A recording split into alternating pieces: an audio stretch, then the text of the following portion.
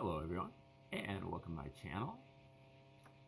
This is an educational channel, and we try to turn you on to great theories and discoveries, concepts that you probably don't know anything about, but if you did, they would accentuate your life, especially in terms of spiritual, mental, and physical health. But these things have been suppressed. The powers that be don't want you to know about these things. And we are doing another Bible decode today, number 313. We've gone over exhaustively the Roman origins hypothesis to the New Testament. That is, that the Romans are the true authors of the New Testament.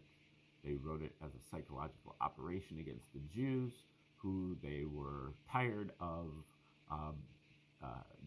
having revolts and revolutions and insurrections and assassinations and terrorist attacks for over a century under Roman rule.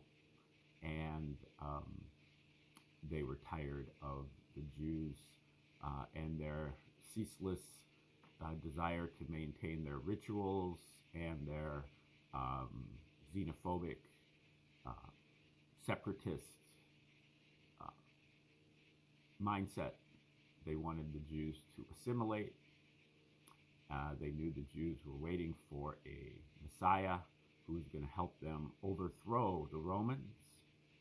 And so they headed that off at the pass, or tried to, by proposing a Jewish Messiah who instead was a Prince of Peace and believed in rendering unto Caesar what is Caesar's and walking the extra mile and turning the other cheek at the same time as lashing out against his own people, the Jews, by overturning the tables of the money changers and castigating the Jewish merchants who were selling small animals for the sacrifice in the outer reaches of the temple.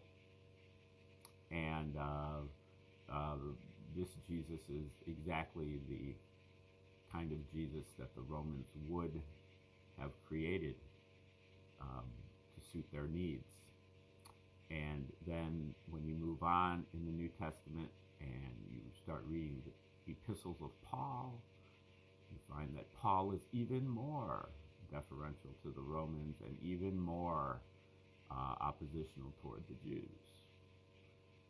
Again, just as if he would have been written by the Romans. It turns out that there are a number of different scholars that are out there that have been pushing this theory, but you probably haven't heard of any or many of them. Possibly Joseph Atwill in his book Caesar's Messiah, and his follow-up Shakespeare's Secret Messiah has gotten a little bit of traction.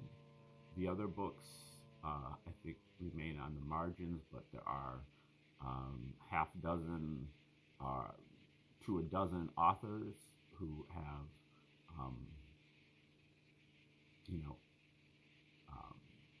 done research on the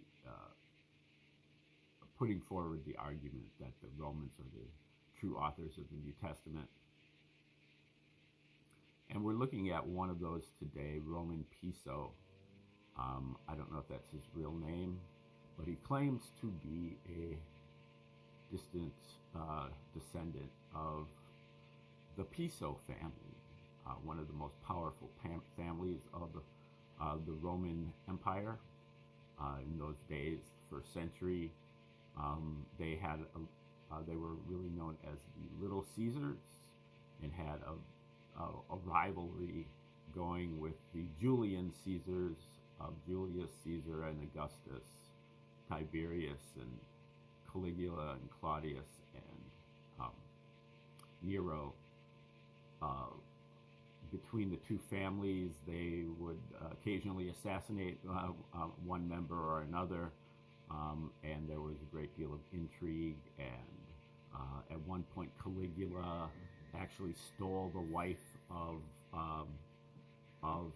one of the Pisos by decree because he was the emperor and he basically just appropriated one of the Piso's wives because he liked her or whatever. So there was all kinds of intrigue between the two families.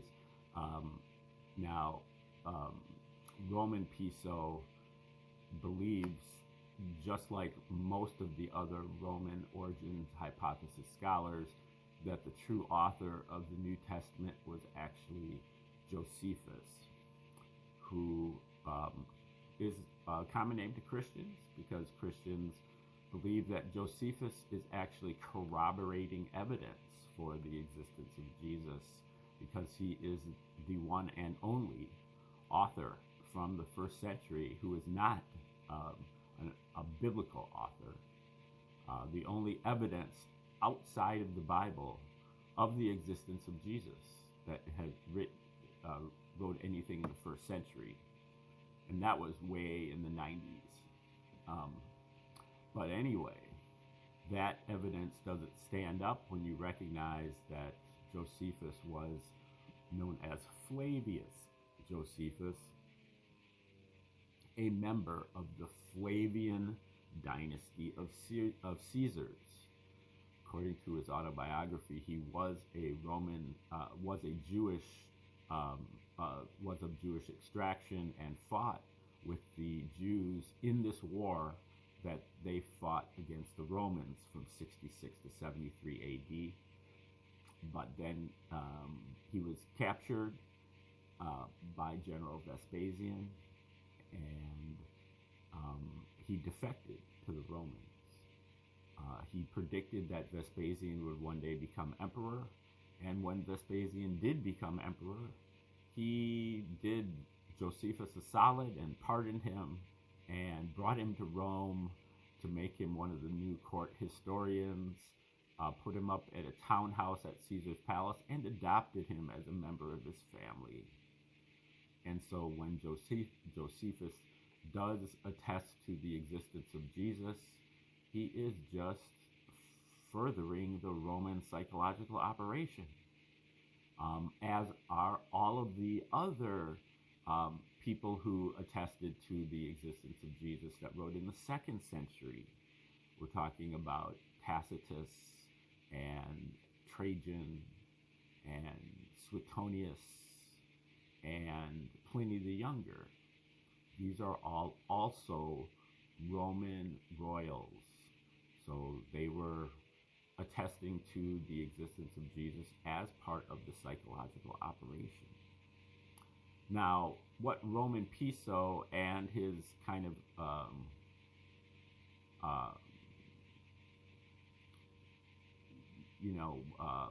I won't say partner because they didn't work together at the beginning, but his alter, we'll say Abelard Reuchlin, what they add to the mix is that they also believe that Josephus was the author of the Gospels, but that Josephus is just a pen name for Arius Calpurnius Piso, who is one of the Piso family who really never even registered on the historical record.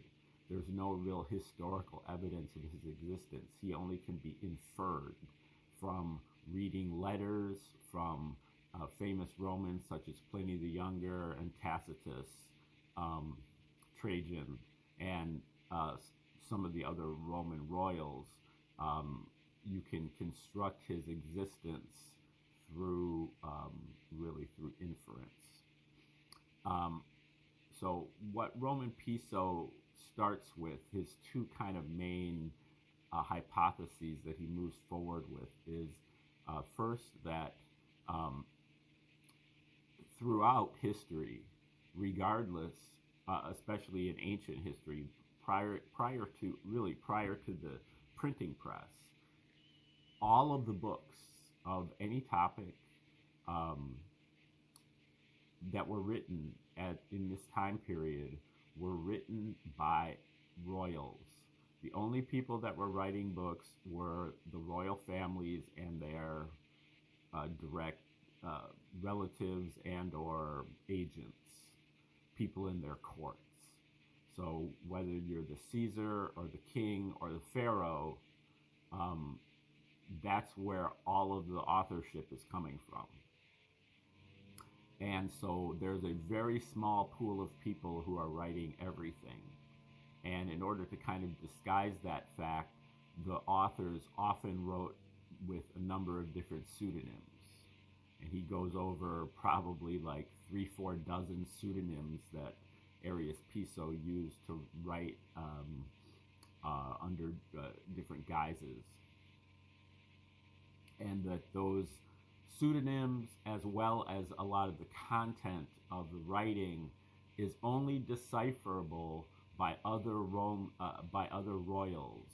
He calls that the royal language, where they use kind of a coded language in order to conceal messages from the general public, using things like switching vowels, switching consonants, permutating their names through those switching, also switching languages, switching from Roman to Greek, or Latin to Greek, or from Greek to Hebrew, or even using Phoenician or Egyptian, and the other royals have that background to be able to understand the codes, but the average person doesn't. And so they can leave people in the dark by using this royal language. And he kind of goes over examples of how that happened. Now, we're just kind of looking at his my notes from various stuff that he's written. He's got literally probably almost 200 articles on ResearchGate or some site like that. And many of them are like, a lot of his work is genealogical. He traces back the genealogies of all of the popes and contends that all of the popes are related to Arius Piso, and that the church fathers from the 2nd and 3rd century were all pseudonyms of his family members, and that the Gospels he wrote, but then the rest of the New Testament was written by younger relatives of his, such as Pliny the Younger, who wrote as Paul, and we're going to be talking about him more today. And some of his sons and grandsons wrote other parts of the New Testament. His son Justus wrote, Julius. His son Julius wrote Revelation, and Julius was kind of a turncoat, and so he wasn't really down with the whole system of the psychological operation, and he wrote Revelation as kind of a reveal of what the game actually was. And there are many other famous Roman and even Greek scholars who are merely pen names of Arius Piso, and that includes some very famous writers like Claudius Ptolemy, the astronomer, and who was one of Piso's grandchildren, Appian, and also Aristotle. The main works of Aristotle, acclaimed by Piso to have been written by Arius Piso, and backdated to the 4th century BC. That Aristotle was a real person and he wrote something, but the vast majority of his oeuvre was written by Piso. Whether you believe that or not, he provides some evidence, but it's very tangential because it's switching vowels and consonants to construct. Piso used the aorist prefix a lot in his pseudonyms. Many of the people that he wrote as begin with Arist.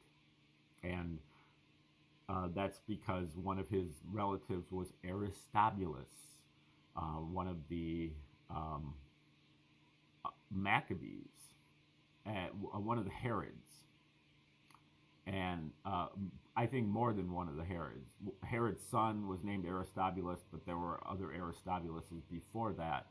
And so that's another thing that they would do, is they would use their famous ancestors, and they would honor them by putting their names on these various things. Now here in this point in my notes, he's going over some of the stuff from Pliny the Younger, who you've probably heard of before, who was a famous Roman writer of the early 2nd century, late 1st, early 2nd century, and Pliny was the person that played Paul. Now the Gospels were generally written, really the whole New Testament, written generally as plays to be performed in front of the illiterate masses, including other, and they would really go barnstorming on these things. They would go off on tour and, do these plays in all kinds of various places to try to get the kind of the craze of Christianity going, which never really succeeded. But they tried, and Pliny was written into the script as Paul. So all of the epistles of Paul were written by Pliny, along with one of Piso's children. And they were written in a much later period, which goes against what scholars say. Scholars believe that the epistles of Paul were written before the Gospels, only because Paul had many opportunities to allude to the Gospels to kind of further his arguments, but he doesn't take them. And so that is the evidence that scholars use to indicate that Paul was writing before the Gospels, because he would have alluded to the Gospels had he had them at his disposal, but they hadn't been written yet, is that general argument. And according to Piso and quite a few others, Paul, the epistles were written in a much later period, about 100 to 110 AD, whereas the Gospels were written in the 70s, 80s, and 90s AD. Now, Pliny the Younger, as Paul, he makes statements that are phallic in nature, and he often alludes to things of a sexual nature. I think we mentioned yesterday that all of the Romans were of a sexual nature, mainly of a debauched and degenerate sexual nature. Many of them had sodomite slave boys that they toted around with them so that they could get their jollies whenever they felt like it. And it wasn't a crime to do such a thing, but nonetheless, Pliny was banished to a remote location for a couple years because he abused and assaulted a young boy sexually, which most likely means that he abused another royal. It's okay to do that as long as it's a commoner, but if you do it to a royal, then you can get in trouble. So Pliny was of a sexual nature in general, of a debauched and degenerate sexual nature already, and that goes into Paul as well. As Joseph Atwill said, that Paul means tiny, and Paul's conversion at Damascus, according to Joseph Atwill, was nothing but him getting castrated, and that's why Saul becomes Paul, because Saul becomes tiny when he gets castrated. And that later in Revelation, Paul is revealed as a 90-year-old sodomite slave who has been castrated. Anyway, as Paul, he makes statements that are phallic in nature, and he often alludes to things of sexual nature.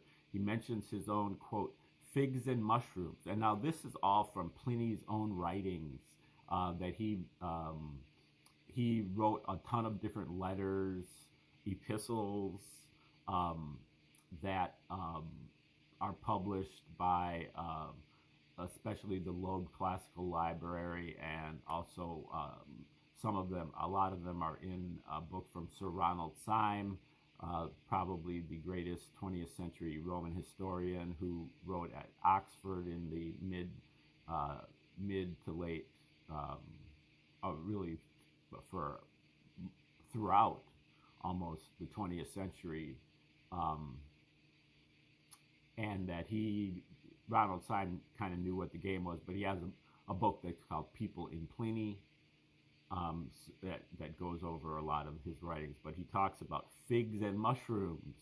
Figs, of course, symbolizing testes, and mushrooms referring to erect phalluses. Pliny says, for example, "I leave no stone unturned," and that comes from the point in the Gospels where the Son cometh. That's also in Josephus. They use the term the stone cometh because in Josephus's War of the Jews, he's talking about using catapults to bombard the city of Jerusalem. The Romans were using them, and launching these giant stones at the walls. But the Jews could see them coming and would say, "The stone cometh."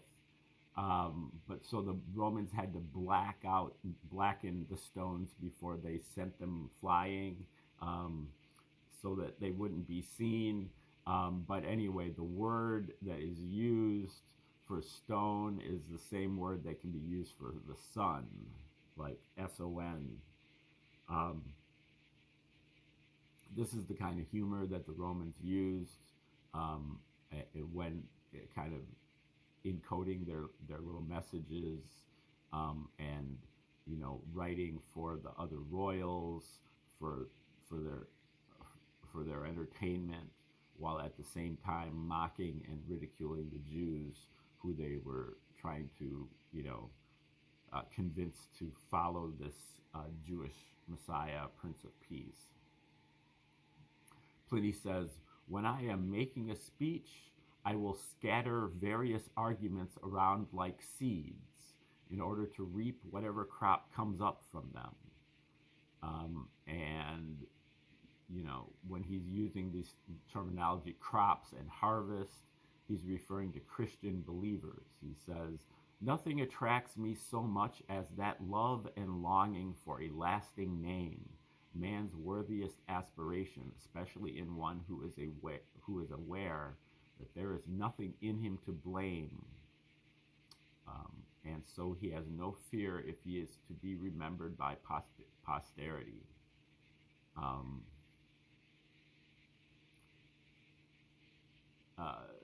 Here he says, "I pray the gods." Roman Piso argues, I would say unconvincingly, that all of these Roman royals were atheists. They all knew that God didn't exist. I don't find that terribly convincing. It seems to me that they were mostly pagans. But anyway, he says his immediate goals are to promote Christianity, not directly, but in a roundabout way, by promoting superstition and prayer, etc. And his statements about gods are not necessarily non-Christian, as in early Christianity, both God the Father and the Son Jesus were portrayed as gods, even as if both were one and the same. And Pliny says things like, "I and my Father are as one." I need someone to share my prayers, join with me and pray. Is also part of his, things that he wrote to other Romans. Okay, let's see. Now we're talking about a little bit about Gnosticism. Gnosticism was a pagan idea that preceded Christianity. but much of Christianity is infused with a great deal of Gnosticism, gnosis, Gnosis, that is kind of a knowing, an internal knowing. You don't have to be told, you don't have to read it. It's part of you already, and that the book of John and the book of Revelation, in particular, of the New Testament books, are seen as being very Gnostic. Some of the Pauline epistles are also seen as being very Gnostic. Paul's general idea of his so-called conversion on the road to Damascus, he doesn't. There is no material encounter with Jesus. It's kind of an internal thing. In fact, he's blinded by it. So it's definitely like an internal thing. And so that is kind of a wing of Christian doctrine that is written into the Gospels. Many of the church fathers tended toward Gnosticism as well. He says Christianity by the very same royal authors of Christianity for the purpose of generating discussions about Christianity. This is talking about the church fathers. The church fathers all were family members of the Pisos, according to Roman Piso, and they were trying to get Christianity off the ground, but it failed. And so for about 2 centuries, they wrote as these church fathers to make it seem like there was a craze going on, to seem like people were really into this and really passionate and argued vociferously on either side of various questions such as Gnosticism. It's kind of like the Beatles. The Beatles. You think of the Beatles and the British invasion, and that they're like all of these screaming teenagers just dying, like passing out in their passion for the Beatles, until you find out that they've just been hired by a marketing company, and driven in from some boarding school to go, on a bus to be screaming and yelling for the Beatles. The whole thing is just AstroTurf. So the Christianity was some of the same kind of thing. It was, and same with the popes. The popes were just popes in name only, or on paper. They didn't have a job. They just named a bunch of the first 10 bishops of Rome were all direct members of Piso's family, and according to Roman Piso, the first 30 popes also are descended directly from Arius Piso. Now, you can check his genealogy. I haven't done that, but he does have genealogies on those, and so you can refer to his articles. And if you're an expert on genealogy, maybe you can debunk those. Pliny and Trajan helped advertise mainstream. Now, Trajan was the emperor, from 98 to 117 AD. He was right after the Flavians. There was this guy Nerva that was a placeholder for a couple of years after Domitian, but Trajan was also in on the game, and they helped advertise mainstream Christianity with their banter. Pliny and Trajan were actually cousins, and Pliny went around the empire building churches from 100 to 110 AD. Now he's getting back to Arius here a little bit, how he was descended from the Hasmoneans, which are the Maccabees, of whom he used the name Simon.